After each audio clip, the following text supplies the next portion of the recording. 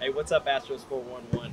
Corey Hightower here. I got Brett with me. We're here at Constellation Field, which is home of the Skeeters. We're going to sit down and talk shop with former big leaguer and Astro Willy Taveras. Here we go.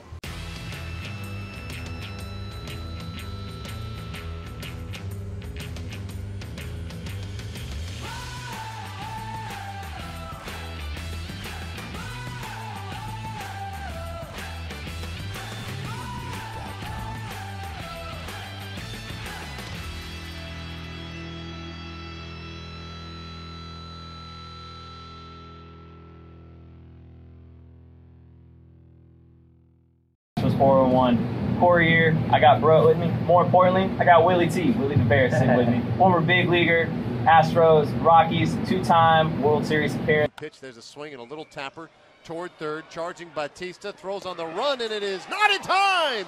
Taveras beats out an infield hit to third, and that hitting streak now at 30 games. The Astros record, the personal record extended by Willy Taveras on a weak roller to third, and Batista did everything he could, but the great speed of Taveras beats it out. I want to ask, who was your biggest influence, mentor, whether it be coming up into the majors or someone you had in the minors, high school?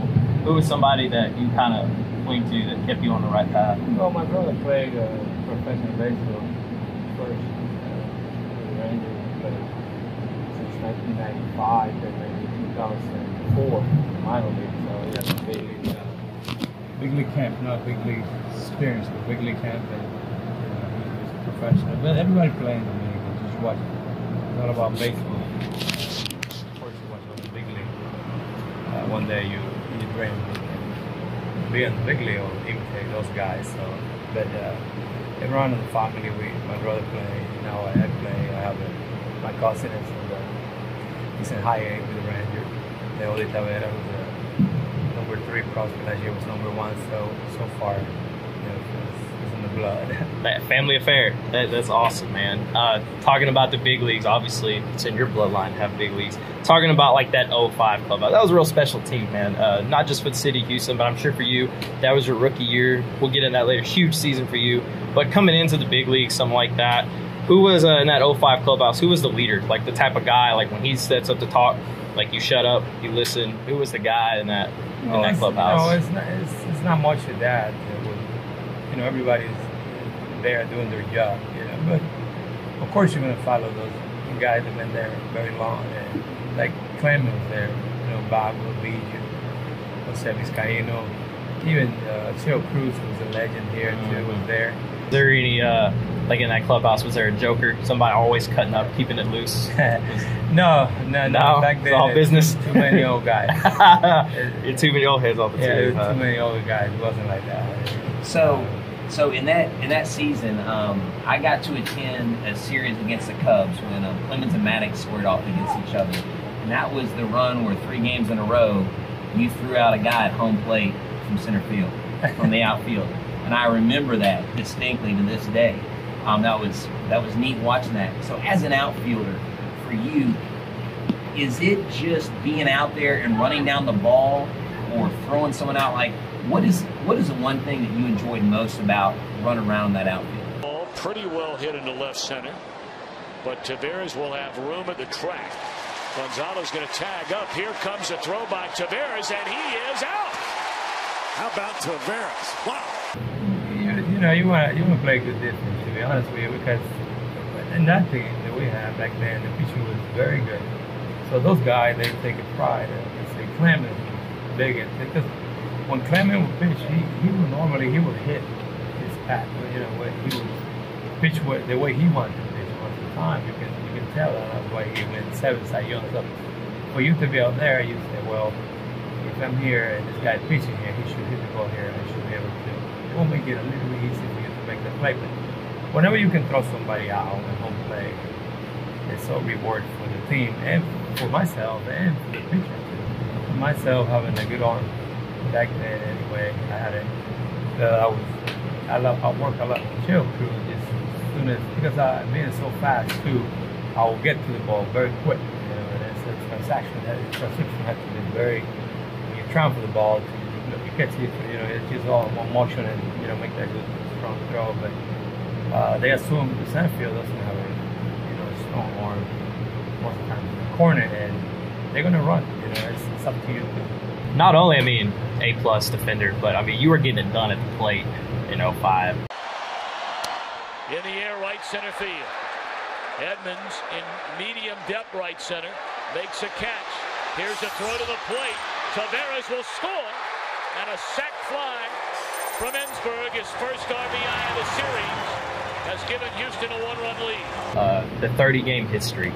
Like, when you got to, I mean, when did it get in your mind where you were like, you got to like game 20, 21, 20? Did you think about it, or you just went up there and did your thing? You just... Well, of course, as soon as every day you think about it. Big league, if you get hit, I remember I was on the bench and I got a pinch hit and I got a hit, and I don't remember if I played the next day, but then when I play, I got a couple of hit and I was just hitting. But after you hit him for 5 games out there every day. I mean, the league is very good. Yeah, the pitch is good, and especially if you come from the bench sometime and try to hit another reliever, or sometimes you get an at bat with a starting pitcher. They're good. So That's for you good. to be able to, after 5-6 games, you have it going. It's actually very good if you can get on 6-7 games straight. And now when you're out there at 10-20 games, now you're getting close to records. Yeah, I don't know if you ever looked at the list of, I don't know if you ever, who else has 30-game hit streaks. Did you ever look at that list, man? People send it to me. I'm not into that stuff. But I mean, there's some huge names on there, man. You're talking Pujols, George Brett, Sandy Alomar Jr., Nomar Garciaparra. These are all guys. I mean, 30 games. I mean, that's something no one ever going to take that away from you, man. I mean, you did. No, that was amazing. Be able to. It's 30 days. I mean, Yeah. try. Whatever. Just try to do any. Just try to do something for 30 days. It's take a while. When I got to 30 game, and now we all know we were pursuing that 56. Whenever you hit it, you put over 20 or 25. So now you have halfway, but it was so hard to believe that this. I don't know if we have the record. He got another 26 more game after 30. It's incredible. Yeah. It was, I'm halfway almost. I'm like, oh my goodness. But it'll be hard to be able to. That's one of the records there that, you praise that will be, somebody will break it just for the fun to be able to come to the ballpark. Because when I was doing that, we were playing good too. We were right behind St. Louis, so to be able to carry that momentum. Oh yeah, that was huge for that season. Playoff, yeah. Especially for a leadoff guy. Yeah. To get out there for the big guy. I mean, remember you hitting Bijou hitting behind you, and Bertman. So those guys double. They hit tons of double. You're at home plate. So you had. I remember our pitching staff. You scored 2-3 runs. You have a chance to win the ball game. Yeah. I wanted to ask you this. Obviously, going in the major leagues as long as you did now in this independent league, and I mean, obviously there's a difference. But in the clubhouse with the players, is there still the same tenacity? Guys want to go out and grind. They're out here for the love of the game. Is it more relaxed? Is it just really player to player rather than league to league? What the differences are, or even some of the similarities? Their game is just the same everywhere you play. I mean, I think here it's even harder because you're in the big league and you got these guys to play. These guys, to get there, you have to be really good. Right. Way. And most of the time you play, even if you're a bench player and you know what to do, you'll be a bench player.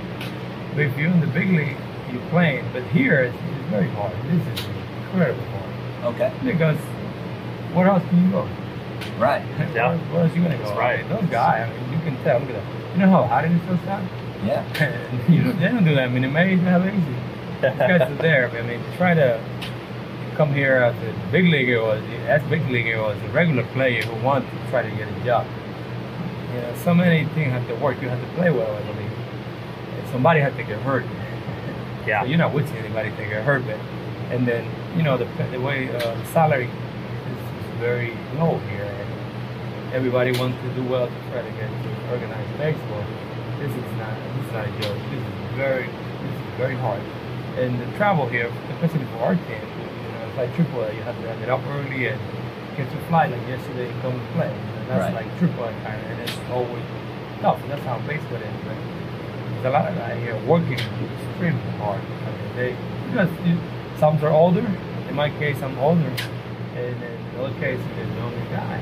Yeah. You know, who didn't get, you know, this baseball, big league is for really good player. It's like there's no chance for you to go there and try to get ready. Or you get it done, or you go somewhere else. All right, Willie, well, to finish up, I'm going to hit you with a couple quick questions, little rapid fire questions. Nastiest pitcher you faced your time in the big leagues, who was it? Oh my goodness, so many of them. I know Zambrano, and you have to face that rotation in Chicago, and then you have to go to St. Louis, and then Philadelphia. Oh my goodness, there's so many.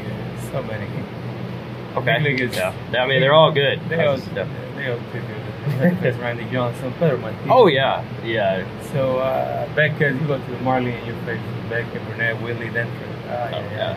That's tough. Is there anybody, any player, you go any period of the game, somebody you get in the box with just to see their stuff, a pitcher that you just want to see what they have, anybody from the past? Is there anybody you want to see? Well, you know, it was to be able to see Verlander pitching as well. He's been pitching for so long. That's impressive, to be honest with you. Because, what was your most memorable big league moment? Oh, well, opening day when you were opening day. Well, because you make to be able to make the club, that's gotta be because without that you don't go anywhere. And then after that, World Series, be able to go to be in the World Series. Yeah, twice. Twice too. Twice. We were very young age, and to be able to break the Jeff Kemp record there with the Astros, still hold that record. I was in Cooperstown playing a game a couple of weeks ago with my family, representing Houston, by the way, and I'll be able to go over there with my family. And I have a jersey and hat that I use in the hitting streak there in the Hall of Fame. And that's awesome. It's always good tough to hear. To be able to have a record in the big league, any kind. Oh yeah. That's not. I always one thing you can. It's not comparison. I've been minor league. I've been Mexico. I've been here. Big leaguers. Those guys are incredible good. That's not even. It's not a question that hey, why this guy is here? No chance. Those guys are. Last question. You got a time machine. You could go back to any moment in baseball history to be a witness. Not a player, but witness it. Is there a specific moment in history you'd like to see firsthand? Well, for me, it was a phone call that I got. You go to the big league. Go back. Get the oh phone my call God! here. Get the phone call. Man, where were you when you got the phone call? I was in Round Rock.